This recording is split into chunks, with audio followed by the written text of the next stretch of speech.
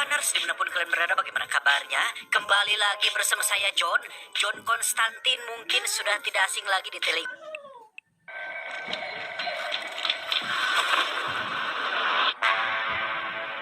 Halo Urbaners, dimanapun kalian berada, bagaimana kabarnya? Kembali lagi bersama saya John, still in the house. Kali ini saya akan merangkum sebuah film science fiction berjudul The Blackout tahun 2019 yang karena saya sedang buru-buru harus ke Kalapa Genep ngalah ikan balanak, jadi langsung saja pasang handsfree, simetris dengan pusus serbahan, kencangkan celana Anda, selamat menonton dan cekicron.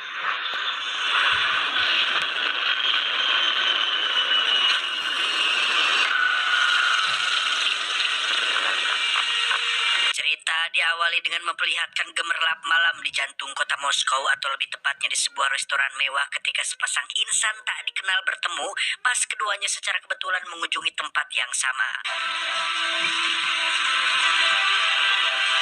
Perkenalkan, namaku Oleg dan si cantik ini adalah incaran baruku bernama Aliona. Yang membuat Aliona tertarik di sini bukan karena Oleg dengan background keluarganya yang kaya raya, melainkan dari profesi dia yang merupakan seorang prajurit angkatan udara, di mana Aliona yakin bahwa poin kejantanan seorang prajurit pasti di atas rata-rata pria konvensional pada umumnya.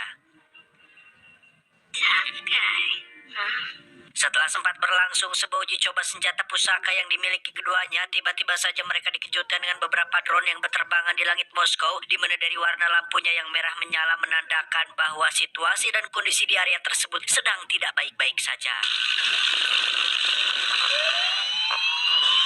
Karena penasaran, maka keduanya pun bergegas untuk mencari informasi. Dari siaran berita darurat dijelaskan bahwa memang telah terjadi sesuatu, meski belum dipastikan apa penyebabnya. Yang jelas semua koneksi tiba-tiba terputus, listrik padam, dan hal itu terjadi secara serentak di seluruh belahan dunia, kecuali beberapa titik yang disebut lingkaran kehidupan, di mana sebagian kecil dari kota Moskow ini termasuk salah satunya.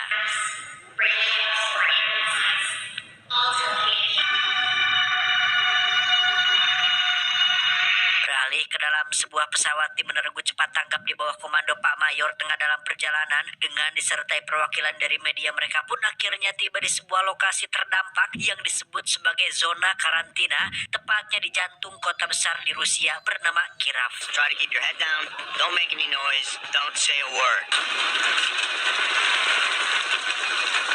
This is Orlan 1. Do you read me? Over. This is Bro 1. Untuk memastikan apa yang sebenarnya terjadi, semua personel pun bergerak menuju sebuah toko swalayan yang ketika penerangan darurat dinyalakan, ternyata di sana terdapat puluhan jasad warga berserakan yang dari suhu tubuhnya diperkirakan bahwa mereka baru meninggal beberapa jam saja.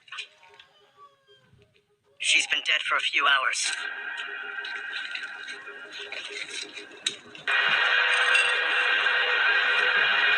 Pergerakan dilanjutkan ke dalam sebuah gedung tinggi, di mana kemudian ditemukan sebuah hidangan makan malam yang tak sempat disantap. Namun yang jadi pertanyaan adalah kenapa tak ditemui seorang pun penghuni di sana, sehingga ketika penelusuran dilakukan, tiba-tiba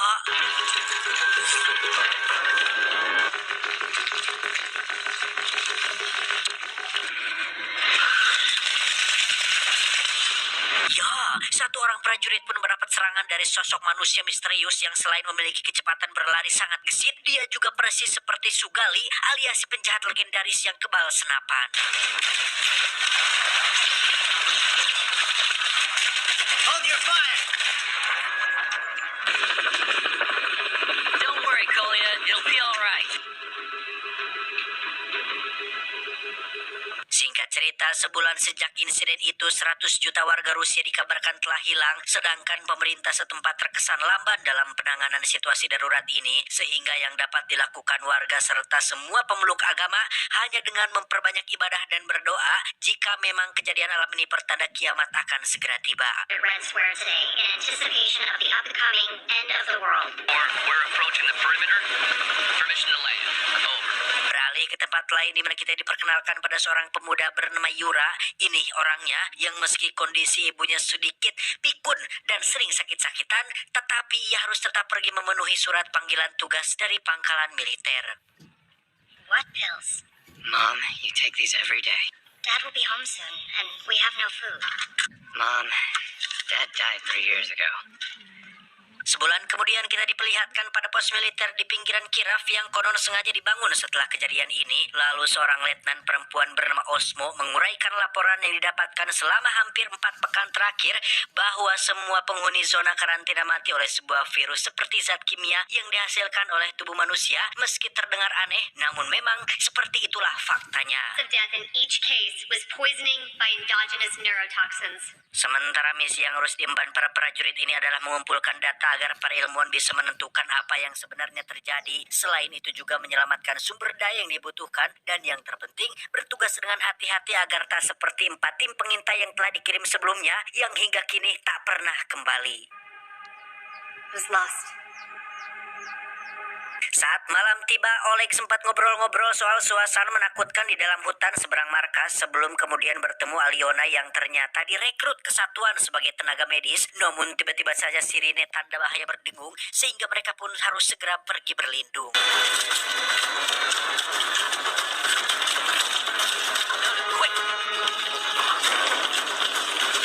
Barisan pertahanan pun disiapkan untuk mengantisipasi kemungkinan ancaman yang dari cara mereka menodongkan senjata terlihat bahwa potensi serangan akan datang dari arah hutan tersebut ditandai dengan munculnya sinyal pergerakan radiasi elektromagnetik berkecepatan 20 km per jam dan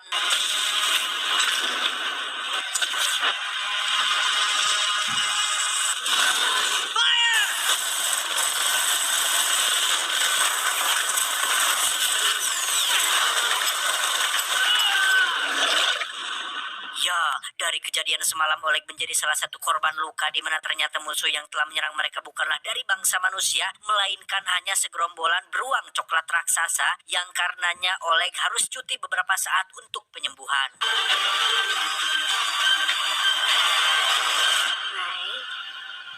No hairline fractures, which is great. Demi mengatasi permasalahan ini, Letnan Osmo menyinggung soal orang-orang berkemampuan khusus yang disebut sensor. Mereka bukan superhero, tetapi mereka mengetahui banyak hal yang tidak banyak orang tahu dengan cara menerima data yang entah dari mana, layaknya sebuah radio saat menerima sinyal elektromagnetik. For we can't decipher the data. We don't know how they became this way either.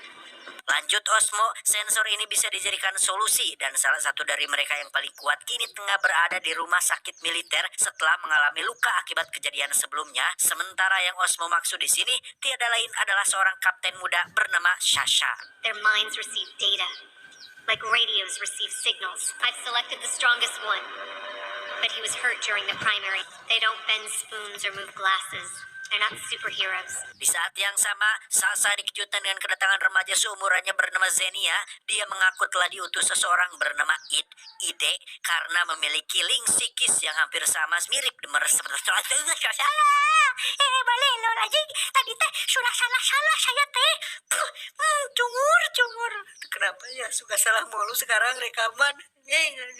Ulangi lagi. Di saat yang sama, Sasha dikejutkan dengan kedatangan remaja seumurannya bernama Zenia. Dia mengaku telah diutus seseorang bernama Ide karena memiliki link psikis yang hampir mirip dengan Sasha. Menurutnya, fenomena ini tak lepas dari sosok pengendali, di mana dengan kemampuan yang Sasha miliki, Id menginginkan agar Sasha membantu menemukan lokasi keberadaan si pengendali tersebut. Terlepas apa yang Sasha lihat saat itu dianggap hanya halusinasi, namun Sasha yakin bahwa Zenia benar-benar ada di hadapannya dan terus memaksa dengan cara memasuki alam pikirannya.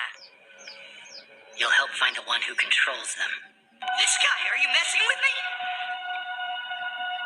Hingga pada suatu malam, Mayor mengecek kesiapan 8 tim yang akan segera diberangkatkan ke kota Kiraf. Dan sebagai prajurit yang berbeda divisi, Yura dan Oleg pun berada di dalam tim yang berbeda pula, di mana Yura tergabung dengan garda terdepan bersama Olia atau awak media yang pernah ikut juga pada misi sebelumnya. Bastard 1 ready. Bastard 2 ready. Have a good time for me. Not with my leg. Esoknya, konvoi pasukan terhenti di sebuah kota yang dari kerusakan infrastruktur di sana menandakan bahwa telah terjadi pertempuran hebat. Setelah ramai disiarkan di media dan menuai reaksi keras dari semua warga di lingkaran kehidupan, maka Departemen Pertahanan pun akhirnya menyatakan perang melawan milisi misterius yang diyakini telah merebut aset persenjataan markas-markas di zona karantina. The third wave has already begun, and clearly someone controlled those weapons. Therefore,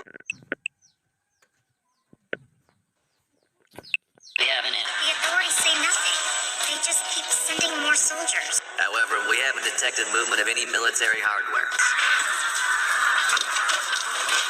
Is that we are currently fighting a large unknown group of people. Singkat cerita, Oleg bersama tim 4 sudah mempersiapkan posisi di sebuah komplek perumahan mewah, sementara Aliona sebagai petugas. Struktur di sana menandakan bahwa telah terjadi pertempuran hebat setelah ramai disiarkan di media dan menuai reaksi murannya bernama Zenia. Dia mengaku telah diutus seseorang bernama Ide.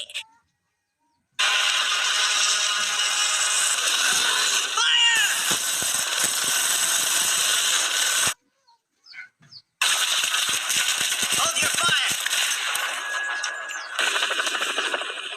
Don't worry, Kolya. It'll be all right. Singkat cerita, Bali. Was lost. Saat malam tiba, Oleg sempat ngobrol-ngobrol soal suasana menakutkan di dalam hutan seberang markas sebelum kemudian bertemu Aliona yang ternyata direkrut ke satuan sebagai tenaga medis. Namun tiba-tiba saja sirine tanda bahaya berdengung sehingga mereka pun harus segera pergi berlindung.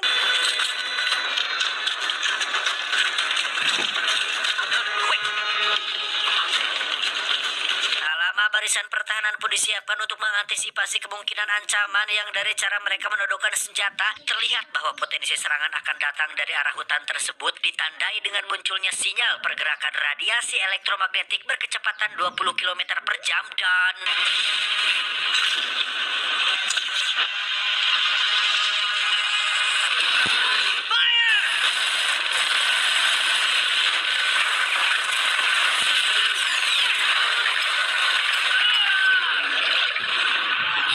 Dari kejadian semalam, Oleg menjadi salah satu korban luka di mana ternyata musuh yang telah menyerang mereka bukanlah dari bangsa manusia, melainkan hanya segerombolan beruang coklat raksasa yang karenanya Oleg harus cuti beberapa saat untuk penyembuhan.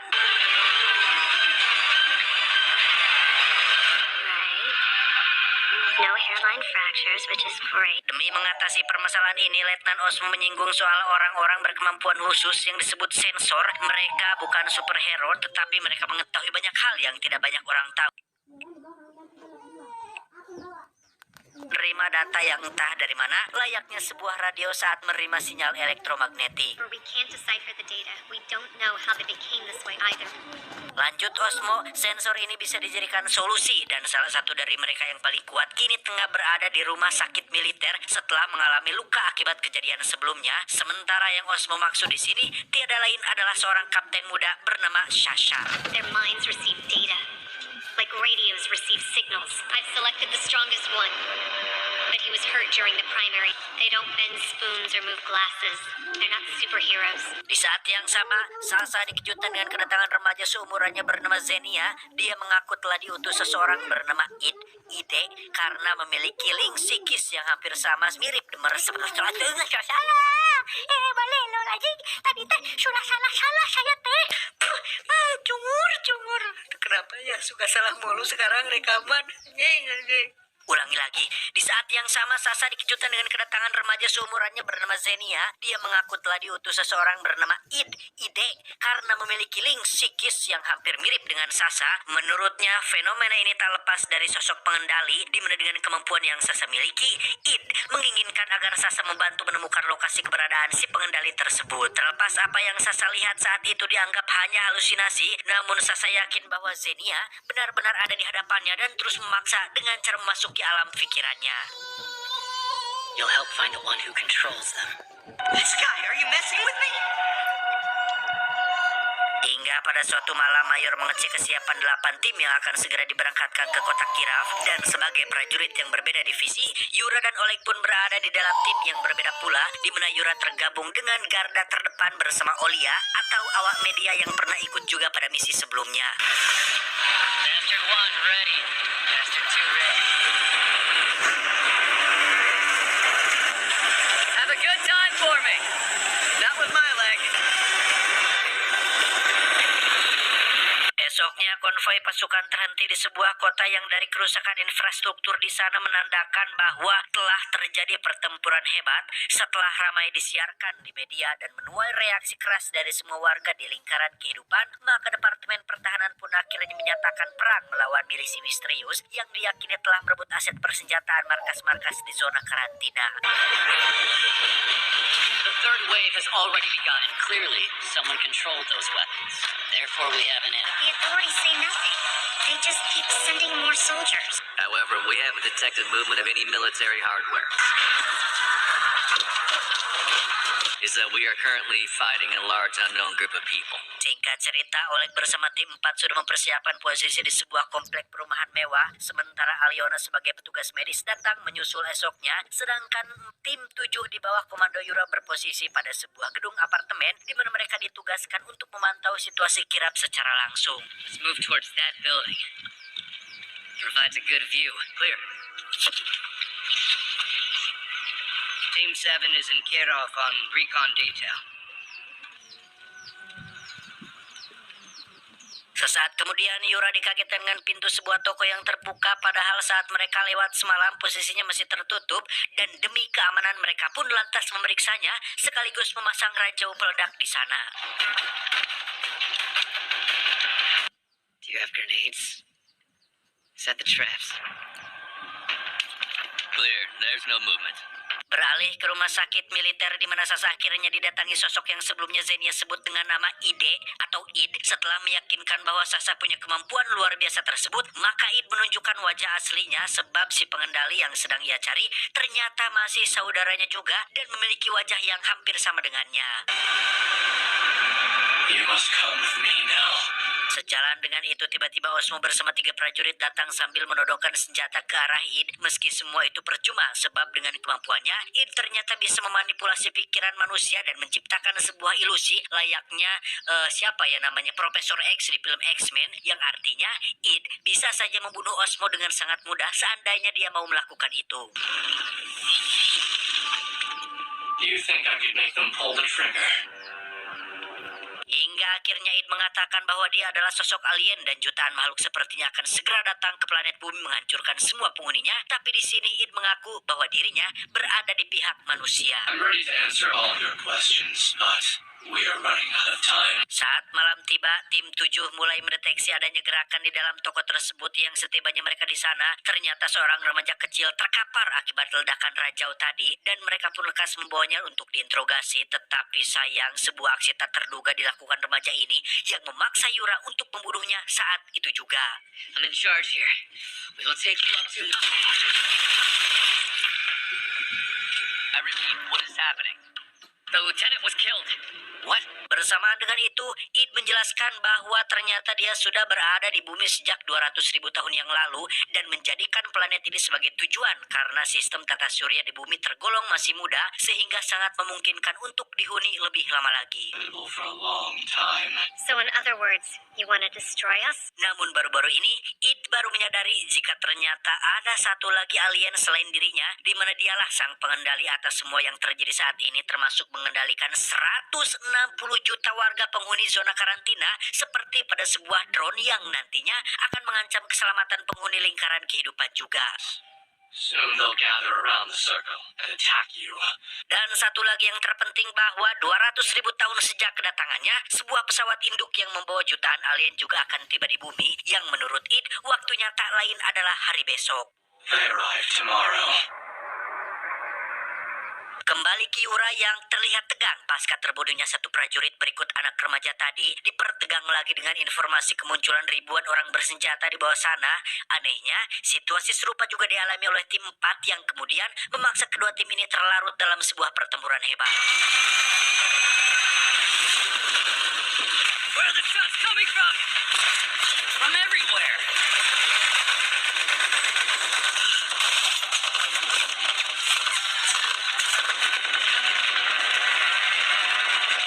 Mereka yang tak datang dari mana terus merengseng seakan tanpa sedikit pun merasa takut. Bahkan sebuah tembakan roket pun dilesahkan persis menghantam kamar tempat Yura dan pasukannya berada saat itu.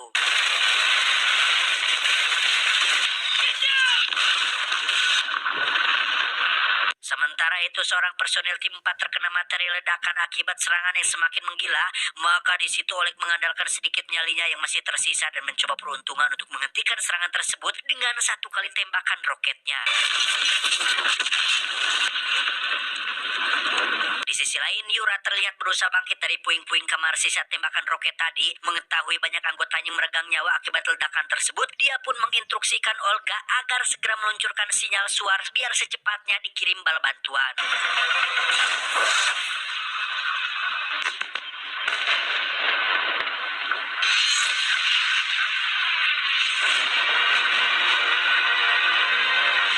Dengan situasi seperti ini, akhirnya tim 7 memutuskan untuk segera meninggalkan tempat tersebut. Lagi pula suar warna ungu yang meluncur ke pangkalan tadi jumlahnya banyak sekali, sehingga sangat kecil kemungkinan bagi Yura dan teman-teman untuk mendapat kiriman bala bantuan dari sana. The war has begun. They're like ants. They're not afraid to die. I took out like 40 of them. We'll die if we stay. There we have a chance. Setelah mengecek lokasi tim lain yang dimungkinkan masih bertahan, Yura memastikan bahwa tim 4 lah satu-satunya yang paling memungkinkan. Selain karena jarak mereka yang saling berdekatan, maka dengan menggunakan seutas tali mereka pun mulai menuruni sisi luar apartemennya satu persatu. Judging from the map we have, we're moving in the opposite direction. And the next one after that. The more of it. Singkat cerita, Id sudah berada bersama Sasa di mana dia akan segera menggunakan kemampuan yang Sasa miliki untuk mendeteksi keberadaan si pengendali alias sosok alien bernama Ra. Tak lama setelah itu, Ra akhirnya diketahui tengah berada di atas sebuah gedung pencakar langit kota Kiraf dan seperti sangat marah karena posisinya telah ditemukan. He's there. He controls them from there. Terlepas dari semua yang telah disaksikan, Pak Mayor sepertinya masih belum begitu yakin hingga kemudian Id menegaskan bahwa dia adalah alien yang jika tanpa dirinya, maka Ra akan semakin leluasa memperbudak manusia, tak terkecuali menghancurkan semua warga yang saat ini berada di lingkaran kehidupan. We still have a chance to turn things around. And we must take this chance. Dan benar saja sesaat setelah pertempuran tadi mereda, Yura dan 3 anggota lainnya kembali mendapat serangan dari orang-orang bersenjata yang dalam pertempuran tersebut 2 anggota tim 7 terbunuh, tinggal hanya menyisakan Yura dan Olia saja.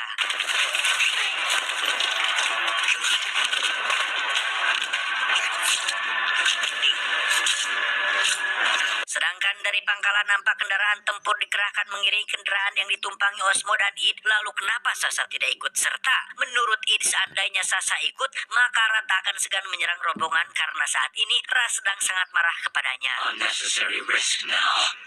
Stop the car now! Selang beberapa detik dari penjelasan Id barusan, tiba-tiba saja puluhan rudal balistik mengarah ke pangkalan yang pastinya rudal-rudal tersebut sengaja diluncurkan oleh para anak buah Ra yang sudah sadar bahwa Sasa masih berada di dalam pangkalan tersebut.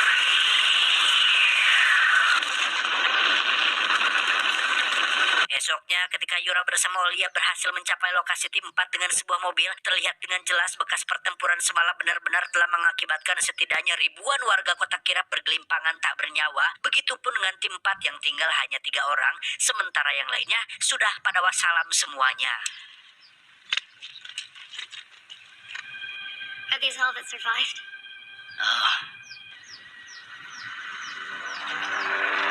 Tak lama kemudian rombongan Pak Mayor tiba di sana. Olia yang sudah ketakutan langsung menghampiri mereka meski ternyata mereka datang bukan untuk menjemput, melainkan akan meneruskan penyerangan ke kota Kiraf atas instruksi dari Id. Contact with command is lost. The circle of life is under attack.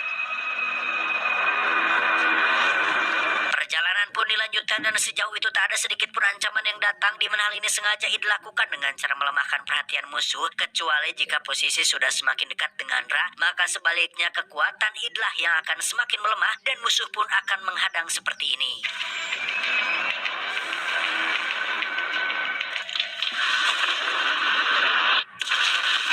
Tak ingin memperlambat waktu, Pak Mayor menginstruksikan agar rombongan tak terpengaruh oleh gangguan mereka, tetap fokus ke arah tujuan, yakni gedung pencakar langit tersebut.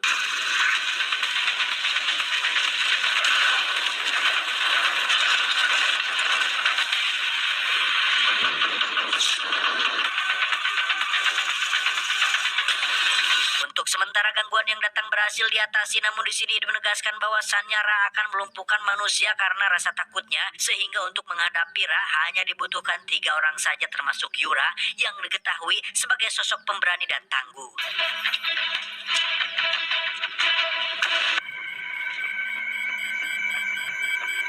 Di sisi lain, rupanya Ra masih sempat mengerahkan para warga bersenjata dalam jumlah yang semakin banyak lagi. Begitupun barisan tim penghadang telah dipersiapkan di dasar gedung, di mana Pamairo yang juga ikut terlibat langsung menganggap bahwa pertempuran ini merupakan suatu kehormatan baginya.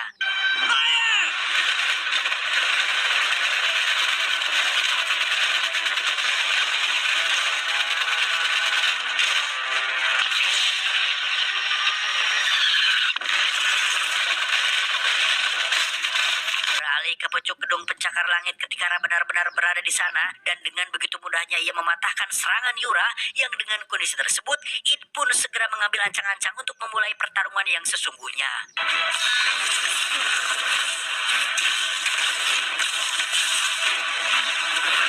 Bersamaan dengan itu, sebuah truk bom bunuh diri melaju kencang ke arah gedung, yang mana kemudian Pak Mayor bersama satu prajurit yang masih di sana pun ikut ditelan oleh ledakan dahsyatnya. Dan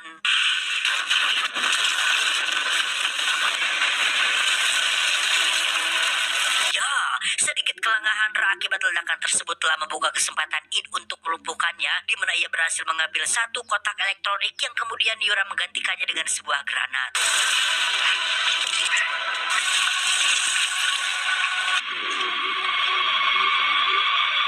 Kematian Ra telah membuat Id lebih mudah untuk melenyapkan semua pengaruhnya juga, yang bersama dengan itu, jutaan manusia yang berada di bawah kendali Ra pun serentak mati dalam seketika. Sejak itu, maka terungkaplah bahwa ternyata Id sengaja tak melakukan ini dari awal karena ada misi tertentu, padahal ia bisa saja melakukannya tanpa harus menunggu miliaran warga Rusia jadi korbannya terlebih dahulu. Don't be afraid. Everything is how it's supposed to be. You and your offspring will be the beginning of a new civilization. Dan secara mengejutkan, ternyata misi Id selama ini bukanlah hanya menghentikan Ra dan pengaruhnya, melainkan bertujuan agar semua yang tersisa membangun peradaban baru sesuai kodrat manusia yang Id sebut sebagai senjata biologis, yang intinya Id ingin mengambil alih dunia bersama manusia-manusia generasi baru yang mengakui dia sebagai Tuhannya. Your God will always be with you. But you're not God. Hal itu sontak menuai pertentangan dari orang-orang yang tak setuju, termasuk Aliona. Berbeda dengan Yura yang justru berpikir bahwa dengan keberadaan Id, maka manusia akan punya kekuatan untuk menghadapi pasukan alien yang kapal induknya akan segera tiba sebentar lagi. Namun tiba-tiba,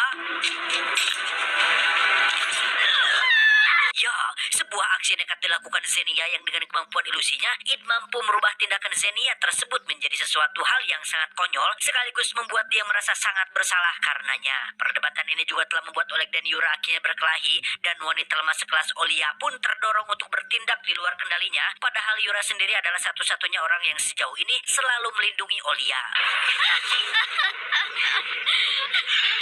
Sementara Oleg yang sudah mulai tak tahan langsung menembaki Id, namun lagi-lagi Id berhasil membuat Oleg terperangkap sebuah ilusi di mana semua yang ada di sana terlihat sebagai ayahnya sendiri, sebelum kemudian Xenia berhasil menyeret Id yang aslinya jatuh ke dasar gedung.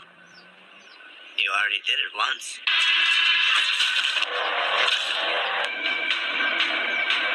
Usai ketegangan tadi berakhir, kini mereka dihadapkan lagi dengan masalah yang lebih besar karena rupanya pesawat induk alien sudah tiba di bumi. Namun di sini, Oleg tak ingin seperti Yura yang berada di bawah kendali Id, maka ia pun mengambil kotak elektroniknya serta membawa Alionia dan Olia pergi memasuki pesawat tersebut.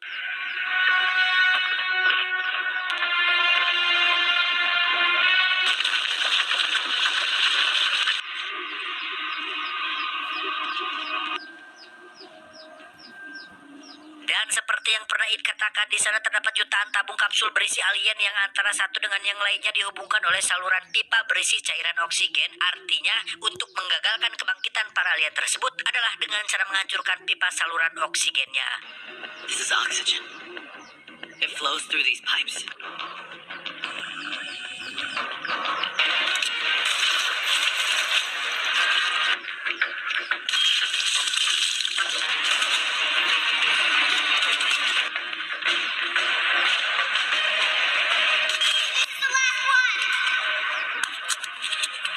Namun di akhir mereka sempat dikejutkan dengan jutaan kapsul yang ternyata berisi anak-anak, sehingga tanpa disadari bahwa lampu indikator di kapsulnya sudah padam, pertanda bahwa generasi alien paling akhir ini akan segera bangkit dari hibernasinya.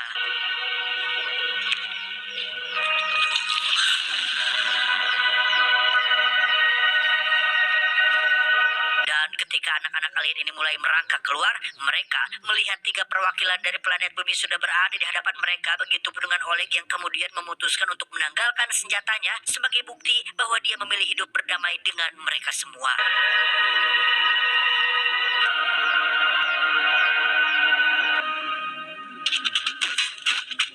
Tamat, ending yang cukup mengeliurkan.